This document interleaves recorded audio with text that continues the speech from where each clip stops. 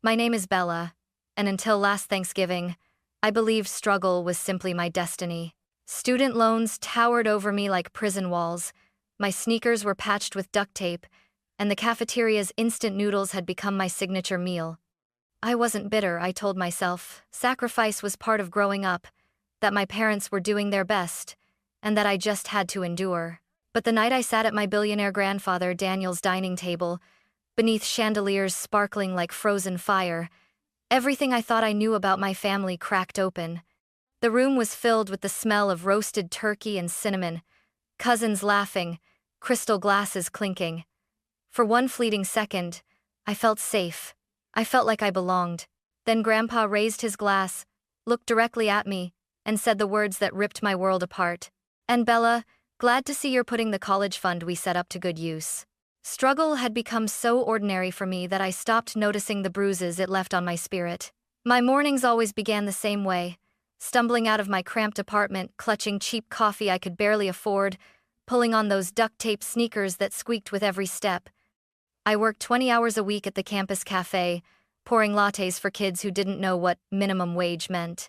At night, I'd collapse onto my mattress on the floor, textbooks stacked like bricks around me, wondering if exhaustion could actually make someone forget how to dream.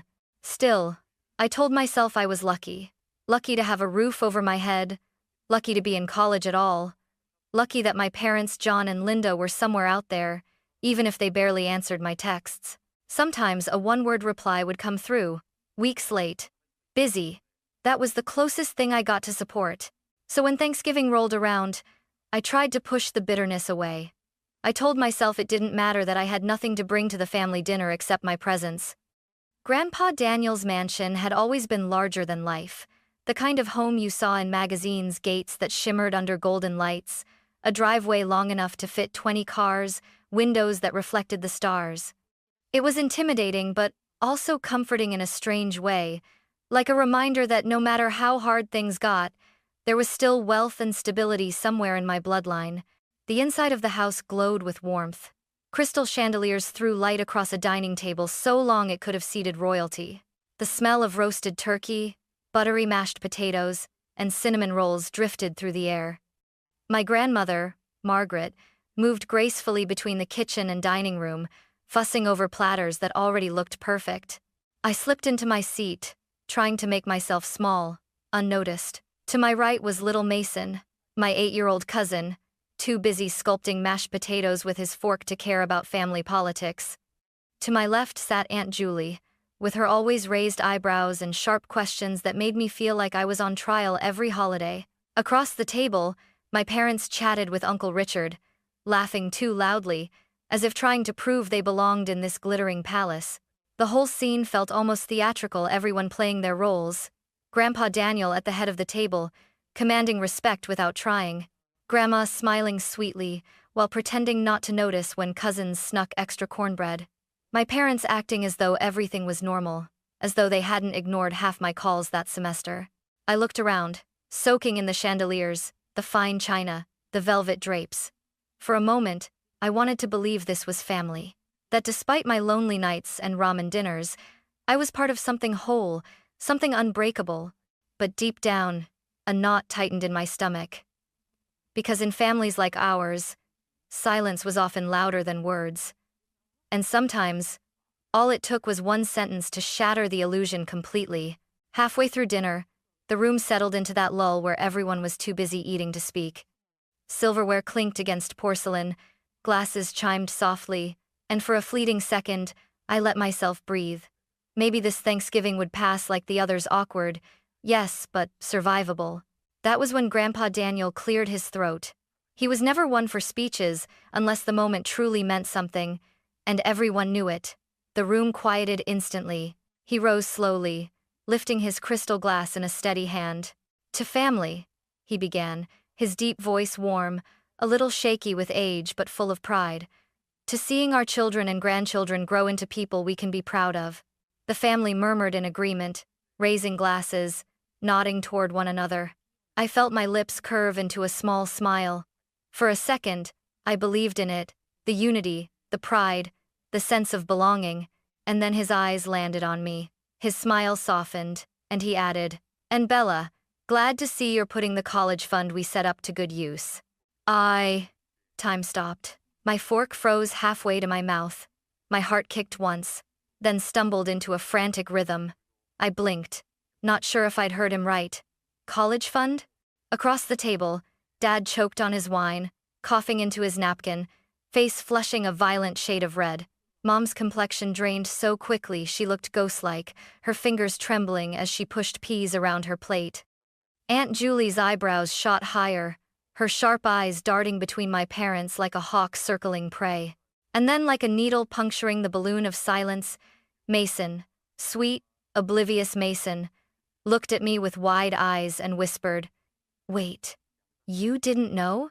The words slammed into me harder than any scream could have. I turned slowly toward my parents. My voice came out thin, shaky, quieter than I intended. "What? Fund?" No one answered. The room was suffocating. My grandmother shifted uncomfortably, lips parting as if she wanted to speak, then snapping shut again. Uncle Richard leaned back in his chair, eyes narrowing, as if watching a drama unfold that he'd rather not be a part of. My cousins stared at their plates, suddenly fascinated by mashed potatoes and gravy. Finally, Grandpa frowned. Confusion clouded his face. "The college fund we set up when you were born, haven't you been using it for tuition? We've been putting money in it for years, every birthday, every Christmas. Even when things got tight, we made sure there was something." I stared at him, my pulse roaring in my ears. My throat went dry, but somehow, words stumbled out. "No one ever told me. I didn't know it existed." My grandmother gasped softly. Aunt Julie leaned forward. "Wait, so, who's been managing it?" That was the moment everything began to unravel. Dad cleared his throat, eyes fixed firmly on his plate. We didn't think she needed to know." I almost laughed, but it came out cracked and broken. "Didn't need to know?" Mom jumped in quickly, her voice tight, almost defensive. "We used it. For the house, for bills, emergencies. We thought it was best." Grandpa's expression hardened, pride draining from his face, replaced with something cold and sharp. His voice cut through the table like glass breaking. "What do you mean you used it?" The air turned electric, the kind of silence that hums in your bones. My chest tightened as the truth clawed its way to the surface. And in that moment, I knew nothing about my life would ever be the same again. My chair scraped loudly against the polished floor as I pushed back, heart hammering in my chest. "You didn't think I needed to know?" My voice cracked on the word needed, rising sharper than I expected. Dad still wouldn't look at me. His eyes stayed glued to the silverware lined neatly on the table, as if he could disappear into the reflection. We thought it wasn't necessary. You were fine. You've always managed." I laughed, bitter and jagged. "Fine? Do you know what fine looks like for me? Working 20 hours a week on top of full-time classes, eating instant noodles because I can't afford groceries, duct taping my sneakers because I don't have the money for new ones. That's your definition of fine?" Mom's face flushed, her hands trembling as she set her fork down. "Bella, don't make this worse than at Island. We had no choice. The recession hit us hard. The roof was leaking, the car needed repairs, and your brother needed braces. We used the money for the family." "The family?" My voice was sharp enough to cut glass. "What about me? Wasn't I part of the family? Or did my future not count?" "Bella," Mom snapped, her voice rising for the first time. "You were a child. You wouldn't have understood how bad things were back then." "I was a child when you decided to steal my future," I shot back. "But I'm not a child now, and I understand perfectly. You lied. For years." The silence that followed was unbearable. I could feel everyone's eyes on me, cousins shifting uncomfortably, Aunt Julie leaning in with predatory curiosity, Uncle Richard's lips pressed into a thin line. Even little Mason had stopped playing with his food, his fork hovering midair as though afraid to move. Grandpa Daniel's voice cut through the air, low but commanding. "That money was never meant for you two," he said, glaring at my parents. "It was Bella's. We made that very clear when we created the fund." Dad's jaw tightened. He finally looked up, anger flickering in his eyes. "Maybe if you hadn't insisted on putting it in our names, this wouldn't have happened." The words seemed to hang in the air, poisonous and heavy. My grandfather's face hardened, his knuckles white as he gripped his glass. "We put it in your names because we trusted you," he said coldly. "We believed you'd do right by your daughter. Clearly, we were wrong." Mom looked like she might cry, but I couldn't find any pity left in me. My throat ached, but I forced the words out anyway. "How much was in it?" Grandpa hesitated, his eyes full of regret. "About 40,000 by the time you turned 18. Probably more, we kept adding to it." The number hit me like a punch to the gut. 40,000. Enough to erase every student loan I had. Enough to buy food, books, maybe even give me a chance to breathe for once. Instead, I'd been scraping pennies, breaking myself just to stay afloat. I turned to my parents, my hands trembling with rage. "You let me drown in debt while you sat on my lifeline? You could have told me. You could have said something. Anything." "We did what we had to do," Dad muttered, his voice low, almost inaudible. "No," I said, my voice trembling but fierce. "You did what was convenient. For you, not for me." Mom reached for my hand across the table, tears brimming in her eyes. "We only wanted to protect the family." I jerked my hand back like her touch burned. "Don't call it protection. Call it what it is. Betrayal." The table was dead silent. Even the chandelier above seemed to buzz with the weight of the moment. My legs shook, but I forced myself to stay standing. For the first time, I wasn't the quiet daughter who accepted scraps. I was the one demanding answers. And I wasn't going to stop until I had them. I sat down, not because I wanted to, but because my legs were shaking too hard to keep me upright. My breath came in shallow bursts, like I'd just run a marathon with no finish line. Across the table, my parents avoided my eyes. Mom picked at her peas like they'd suddenly become fascinating. Dad drained the rest of his wine, his jaw locked tight, as if I was the one embarrassing them. $40,000. The number echoed in my head, a relentless drumbeat. 40,000 that could have wiped away every loan, every sleepless night worrying about rent, every meal of ramen that left me hollow.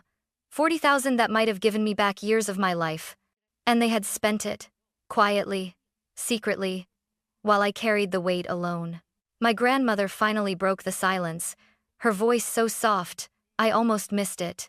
"We need to talk about this, all of us." But I wasn't listening anymore. My mind was running wild, dragging me back through years of exhaustion and sacrifice. I remembered the nights working double shifts at the cafe, hands blistered from the steam wand. The mornings I walked to class in shoes patched with duct tape, rain seeping through the cracks. The birthdays where my gift was a card with no money inside, and a reminder to be grateful. All the while, there had been a lifeline, a fund meant for me, rotting away under my parents' excuses. I swallowed hard, forcing the lump in my throat down. "You let me believe we were broke," I whispered. "You let me think I had to do it all on my own. You watched me struggle, and you said nothing." Mom's tears finally spilled over. "Bella, please, don't," I snapped, my voice sharp enough to make her flinch. "You don't get to cry, not after this." Grandpa's face was unreadable, but his silence spoke louder than anger. The disappointment radiated from him, heavy, suffocating. For a man who had built empires, betrayal from his own children seemed to wound him more deeply than any business deal gone wrong. Aunt Julie leaned back, eyebrows arched. "Well," she murmured, half to herself, "I suppose the truth always comes out." I wanted to scream, to flip the table, to make them all feel the storm churning inside me. Instead, I reached for my phone. My fingers moved before I could think, pulling up a document I had been keeping quietly for months. Every dollar I'd earned, every scholarship I'd scraped together, every freelance gig that barely paid for groceries. Proof that I hadn't just survived, I had fought for every inch. Dad's eyes flickered toward the glowing screen, and for the first time all night, real fear crossed his face. He knew what it meant. Evidence, paper trails, consequences. The room spun. I couldn't breathe in that house any longer. My chair screeched as I shoved it back and stood, grabbing my coat with trembling hands. "Bella, where are you going?" Grandma's voice followed me, weak, desperate. I didn't answer. My throat was tight, my vision blurred with hot tears. I just kept walking past the chandeliers, past the velvet drapes, past the smiling portraits on the wall that now felt like cruel jokes. Because, in that moment, I realized something even worse than the missing money. It wasn't just about dollars stolen, it was about trust. And trust, once broken, was worth less than nothing. The drive back to campus was silent, except for the hum of my old car's engine. My eyes burned from holding back tears, but my hands gripped the wheel tight, steady. I didn't blast music, didn't call anyone, didn't even cry. I just let the silence fill me until it hardened into something sharper than grief. Determination. By the time I parked outside my tiny apartment, I already knew what I had to do.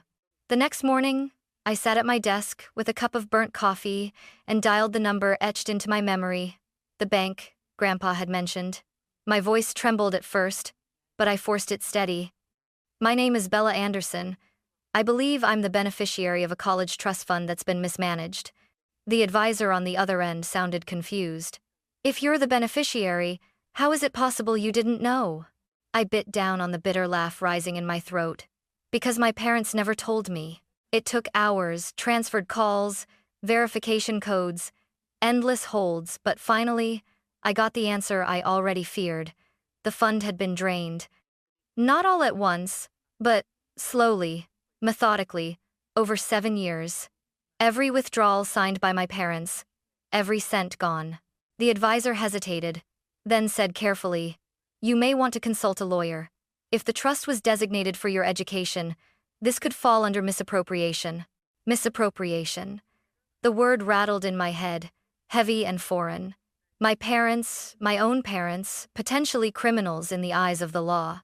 That afternoon, I walked across campus to the legal aid office. The representative was a middle-aged woman with kind eyes who listened without interruption as I spread out my documents. The original trust paperwork Grandpa had emailed me, the bank's confirmation statements, and my own meticulous records, scholarships, wages, even notes from nights I'd chosen groceries over textbooks. When I finished, she sat back, hands folded. "Bella, based on what you've shown me, your parents may have committed a felony. This isn't just unethical, it's potentially illegal." I felt my chest tighten. Felony. My parents had tucked me into bed as a child, taught me to ride a bike, kissed my scraped knees, and now I was staring down the possibility of seeing them in court. That night, I pulled out the folder I'd been quietly building for years. It wasn't meant for this. It had started as my way of tracking survival. Every scholarship acceptance letter, every job pay stub, every freelance invoice, proof that I had clawed my way forward without a safety net. Now it was more than a record. It was ammunition. I remembered sitting in my cold apartment one winter night at 2 a.m., calculating whether I could afford shoes or groceries. I'd chosen groceries, taping the shoes again. Meanwhile, my parents had been using my fund for leaky roofs, car repairs, orthodontics, for everything except me. As I flipped through the papers, I saw more than numbers. I saw the life I should have had, the life they stole. I slid the folder into my bag and zipped it shut. My hands were shaking, but not with fear this time, with resolve. They thought they could bury the truth. They thought silence would protect them. But I wasn't that quiet little girl anymore. I had evidence, and I was going to use it. 2 nights later, there was a knock at my apartment door. Sharp, insistent. My stomach sank even before I opened it. Dad stood in the hallway, coat collar turned up, eyes sunken like he hadn't slept. For a moment, I thought he looked older, smaller. Then he opened his mouth, and the old weight returned. "Bella?" he said softly. "Can I come in?" I blocked the doorway with my arm. "Why? So you can lie to my face again?" He sighed, rubbing his forehead. "No, I need to explain. Please." Against my better judgment, I stepped aside. He entered awkwardly, hands shoved in his pockets, gaze darting around my cramped apartment like he'd never truly seen how I lived. The peeling paint. The sagging couch. The textbooks stacked high like barricades. "I didn't realize," he muttered, trailing off. I folded my arms. "Didn't realize what? That your daughter was living on canned soup while you drained her college fund?" His shoulders slumped. "We never meant for it to go this far. Your mom and I thought we'd pay it back. At first, it was just small amounts, repairs, bills. Then, we fell behind. It got away from us. Got away from you? My laugh was sharp, humorless. You chose this. Every withdrawal had your signature. Don't pretend it just happened. He winced, but pushed on. We didn't just use it for ourselves, Bella. We used it for your brother too. His school, his surgery. He's always needed more help than you. You've always managed. You've always been strong. The words hit harder than I expected. So, because I was the easy kid, I deserved less? Because I survived without complaining, you decided I didn't need what was mine? He couldn't answer. He stared at the floor, shame flickering across his face. But it wasn't enough. Not nearly enough. I pointed toward the door. You should leave, Bella. No. I can't listen to another excuse. You had 18 years to tell me the truth, and you chose silence every single time. He lingered a moment longer, lips parted as if searching for the right words, then closed them again. His footsteps down the hallway sounded hollow, final. The door had barely shut before my phone buzzed. Grandpa Daniel. A simple text. Meet me tomorrow, just us. The next day, I found him at a quiet diner near campus. He was already seated, a steaming cup of black coffee in front of him, his expression heavy. He looked up when I walked in, and for once, there was no smile, no pretense. I'm sorry, he said immediately. You didn't do anything, I replied. No, he corrected, shaking his head. But I trusted people who didn't deserve it. That's on me. I slid into the booth, unsure what to say. I checked the trust myself, he continued. It's gone. Every cent. I've already spoken with the bank, they're cooperating. If you want to pursue charges, you have every right. I swallowed hard, my chest tightening. It was different hearing it from him. Final. Then he reached into his coat and pulled out an envelope, placing it gently between us. I can't undo what they did, but this is yours. I stared at it, afraid to touch it. It's not enough to cover everything, he admitted, but it's a start, and I want you to know I've changed my will. Everything I leave behind will go into a trust only for you. No one else touches it. Not again. For the first time in weeks, my eyes stung not from rage, but something softer. Gratitude. I opened the envelope later that night. Inside was a cashier's check for $20,000. It should have felt like salvation. Instead, all I felt was anger because my grandfather believed I was worth it, and my parents never did. Christmas at my grandfather's mansion was always a spectacle. Tall windows draped with velvet curtains, a tree so enormous it nearly touched the chandelier, lights twinkling like stars. To anyone outside, it looked perfect. To me, it felt like stepping into enemy territory. I carried only one thing with me that night, a folder thick with documents, bank statements, legal letters, my own records, neatly organized and bound. Proof that I wasn't crazy. Proof that I hadn't imagined years of sacrifice. When I walked in, the warmth of cinnamon and roasted turkey hit me, but it didn't comfort me this time. It felt suffocating, like sugar dusted over poison. My mother, Linda, was laughing too loudly in the kitchen with Aunt Julie, her voice strained. My father, John, lounged on the couch with a glass of whiskey, pretending calm, but the moment their eyes met mine, the laughter stopped. Grandpa Daniel gave me a small nod from across the room, a silent reminder. You're not alone. Dinner began in stiff politeness. Conversation clung to safe topics: traffic, weather, football scores. No one dared mention the trust. Every time I glanced at my parents, they looked away. My brother scrolled through his phone, oblivious. The clinking of forks against china was the loudest sound in the room, and then, as tradition demanded, Dad stood to give his Christmas toast. He raised his glass, smile fixed, voice full of rehearsed warmth. We're just so proud of how far our kids have come. Even in tough times, we've always stuck together as a family. The words twisted in my chest like a blade. Stuck together? My chair scraped loudly as I stood. The room froze. Always stuck together? I repeated, my voice sharp. Right. Except when it came to being honest. Except when it came to me. Every eye turned to me. My mother's face paled. My father's jaw tightened. I pulled the folder from my bag and set it squarely on the table, with a thud that made silverware rattle. "That," I said evenly, "is the full breakdown of the trust fund you drained. Every withdrawal, every date, every cent. Referenced with my student loan statements. Just in case anyone here still thinks I'm overreacting." Gasps rippled around the table. My grandmother's hand flew to her mouth. Aunt Julie leaned forward, eyes glittering with scandal. Mom's voice cracked. "Bella, please, not tonight." "Not tonight?" My laugh was sharp, humorless.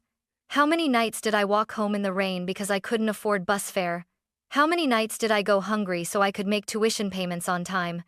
While you sat on my fund money Grandpa and Grandma put aside for me, you let me suffer. And now you want to talk about timing? Dad slammed his glass down. "We did what we had to do. It was for the family." I turned on him, fury boiling over. "For the family? Then why was I the only one treated like a stranger? Why did my brother get braces, new laptops, tutoring, while I duct-taped my sneakers and begged professors for extensions because I was too exhausted from working 2 jobs?" My brother finally looked up, shifting uncomfortably. It wasn't all for me," he muttered. "But some of it was. I didn't know it came from your fund."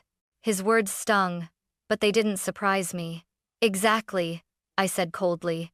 "You didn't know because no one told you the truth, just like they never told me." Grandma's voice trembled. "We didn't know, Bella. We're so sorry." I nodded once. "I believe you. But this isn't just about money. It's about respect, about trust, and about choices." I turned back to my parents. "You could have told me the truth at any point, even after the fund was gone. But you didn't.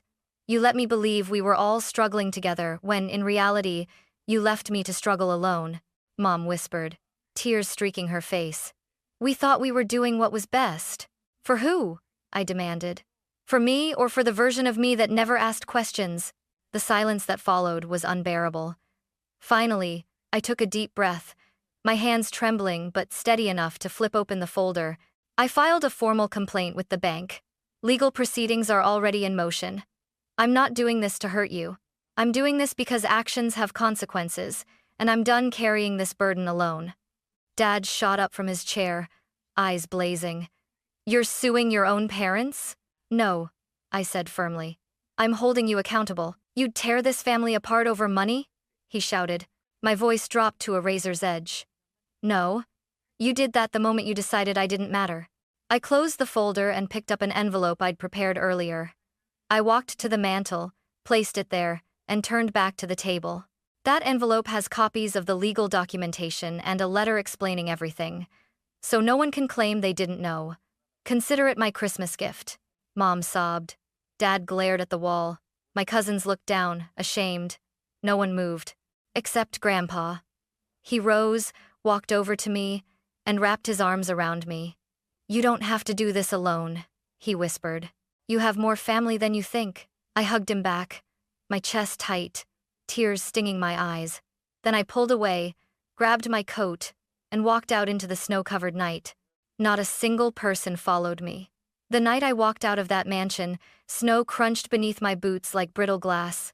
My breath clouded in the frozen air, but inside I burned hot with fury and grief. I didn't look back.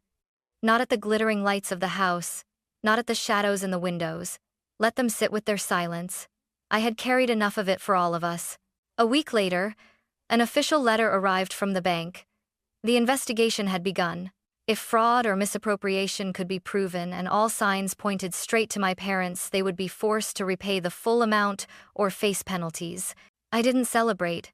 It didn't feel like a victory. It felt like a reckoning that should never have been necessary. What I did do was take the cashier's check Grandpa had given me and walk into the bank with my head high. For the first time in years, I paid down a portion of my student loans. Watching the balance shrink felt surreal, like finally being able to breathe after years underwater. The rest of the money, I put into a new account under my name only. No shared signatures, no loopholes, no one but me. Spring came quickly after that.